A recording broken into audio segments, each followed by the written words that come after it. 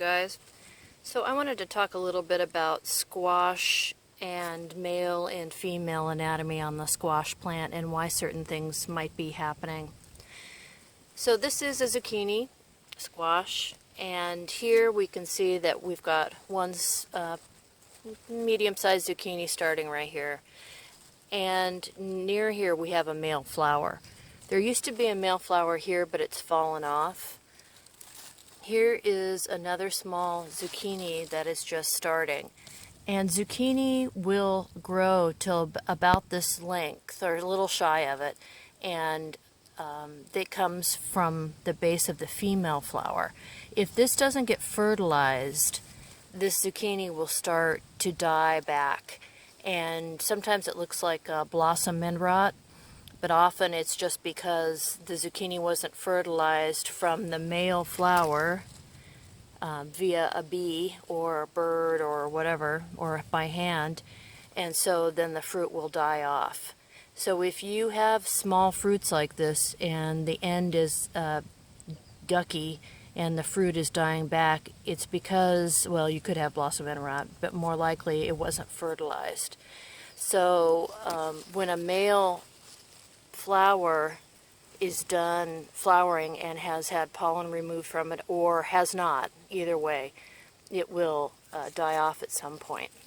And you have to have male flowers to get fruit. They must be pollinated, at least in bee squash.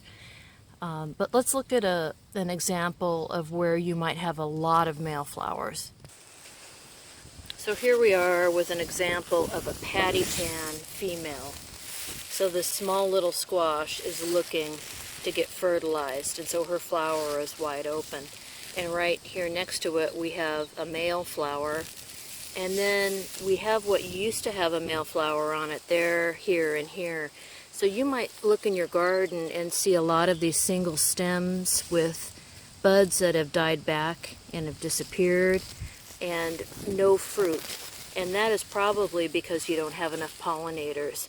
I looked this up last night because a new friend had a question on a live stream I was a member of. And she said she had a lot of male flowers but no female flowers. And when I looked it up, I found out that the male flowers appear up to 10 days before the first females will show up, just because they want to attract pollinators.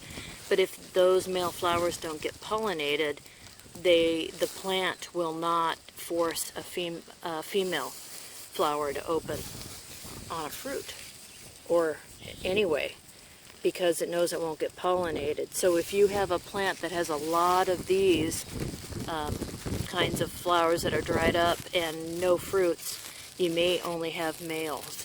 So you look through there and see if you do, and then check to see if you have pollinators in your vicinity. This is an example of a small little plant that has multiple male flowers that have come and gone, but we don't have any females yet. So this one isn't getting pollinated enough for the plant to put in an effort at reproduction.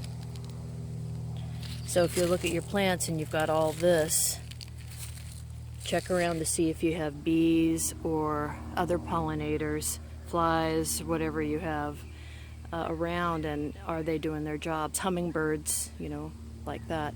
We do have quite a few bees here, so I'm actually surprised that this plant has no fruit on it. I think this is actually a female that's coming on. So anyway, let me know if you have any questions about this. This is something I'm newly getting interested in discovering, because I want to do some cross-pollination and hybridization in my own yard. So anyway, let me know if you have any questions, you guys. Talk to you later.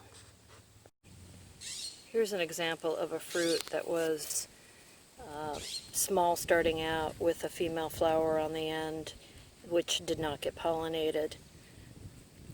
So here's one, and then there's a second one on this same plant. Oh, shoot, it just fell off. Just like this. So if you do see these on your plants, and you're wondering what's going on, they're not getting pollinated. That's the problem. And you can manually pollinate, but anyway, so your mystery may be solved. Again, this one's going to fall off any second here, but actually we'll just pull it off because the plant's going to try to repair that. But we do have more flowers, and this is one of the potted ones, so I don't have high hopes for it, but we'll give it a chance.